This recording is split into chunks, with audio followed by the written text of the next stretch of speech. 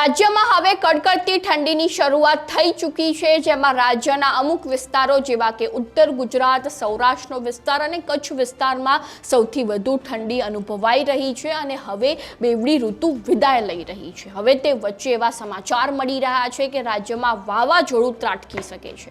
તો હવે આ અંગે હવામાન નિષ્ણાંત અંબાલાલ પટેલ શું કહી રહ્યા છે, ચાલો જાણીએ। નમસ્કાર, ન્યૂઝરૂમની સાથે હું છું મેક્ષુ ઠક્કર।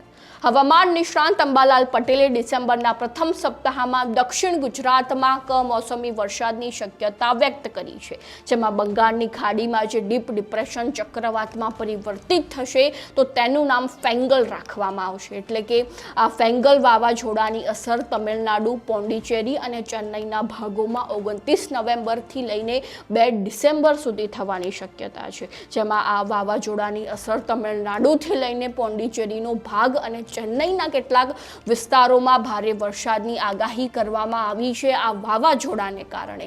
અને આ દરમિયાન પવનની ગતિ 65 થી 70 કિલોમીટર પ્રતિ કલાક રહેશે અને કેટલાક વિસ્તારોમાં 80 થી 90 કિલોમીટર પ્રતિ કલાક પવન ફૂંકાશે તેવી આગાહી જે છે તે અંબાલાલ પટેલ દ્વારા કરવામાં આવી છે।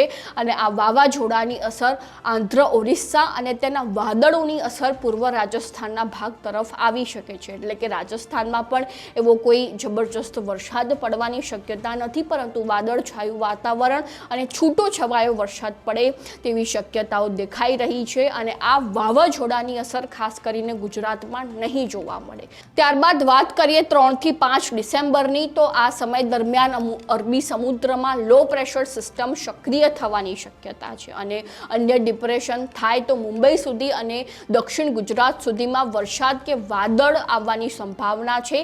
એટલે કે આ લો પ્રેશરની જે અસર જે છે તે ખૂબ જ ઓછી વર્તાશે ગુજરાતમાં અને આ લો પ્રેશરના કારણે ગુજરાતમાં એવું કોઈ મોટું વાવાઝોડું કે મોટો વરસાદ નહીં પડે, પરંતુ છૂટો છવાયો વરસાદ કે વાદળછાયું વાતાવરણ રહેવાની શક્યતા છે।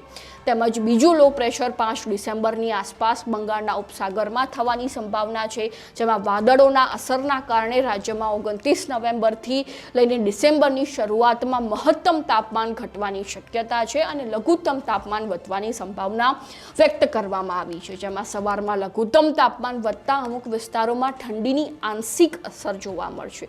એટલે કે એવી કડકડતી ઠંડી નહીં જોવા મળે, પરંતુ થોડા પ્રમાણમાં ઠંડી જોવા મળશે, જેમાં દક્ષિણ ગુજરાત, મધ્ય ગુજરાત, પશ્ચિમ, સૌરાષ્ટ્ર અને કચ્છમાં ઠંડીમાં રાહત જોવા મળશે, જેમાં ઉત્તર ગુજરાતમાં અને પંચમહાલ ને સાબરકાંઠામાં અમુક અંશે ઠંડી રહેવાની શક્યતા આ વાવાઝોડાને કારણે વર્તાવવામાં આવી છે। જેમાં ડિસેમ્બરના બીજા સપ્તાહમાં પણ વેસ્ટર્ન ડિસ્ટર્બન્સ આવી શકે છે, જેમાં હાલમાં વેસ્ટર્ન ડિસ્ટર્બન્સ મજબૂત નથી, પરંતુ ઉત્તર પર્વતીય પ્રદેશોમાં હિમવર્ષાની અસર જોવા મળી રહી છે, જે હાલમાં યુરોપ અને અમેરિકામાં રેકોર્ડ બ્રેક ઠંડી પડવાની શક્યતા છે। જેમાં દક્ષિણ ચીનમાં પણ સખત ઠંડી પડી શકે છે, જેમાં 22 ડિસેમ્બરથી દેશ સહિત ગુજરાતના ભાગોમાં હાડ થીજવતી ઠંડી પડશે તેવી આગાહી હવામાન નિષ્ણાંત અંબાલાલ પટેલ દ્વારા કરવામાં આવી છે। જેમાં 27 ડિસેમ્બર બાદ ઠંડીમાં વધારો થતો જશે અને જાન્યુઆરીની શરૂઆત સુધીમાં તો લઘુત્તમ તાપમાન અમુક વિસ્તારો એટલે કે રાજ્યના અમુક વિસ્તારોમાં 8 ડિગ્રીથી 10 ડિગ્રી થવાની શક્યતા છે અને એશિયામાં આવતા પવનોના કારણે ભારતમાં ઠંડીનો અનુભવ થશે।